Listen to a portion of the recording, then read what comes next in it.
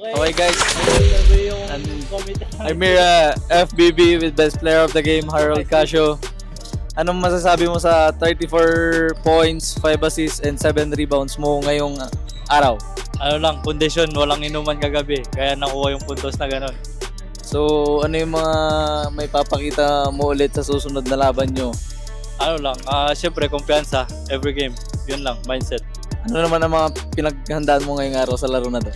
Nakita ko si Louie nasa FBB na siya. Wala na sa SBB, kaya parang ginanaan ako magpakita para siya yung mag-interview sa akin. And shoutout. Shoutout FBB, kay Boss Tata, tsaka kay Boss Sean. Salamat sa sponsor. Tsaka sa family ko sa Pilipinas. Yun lang. Oh, shoutout Josh.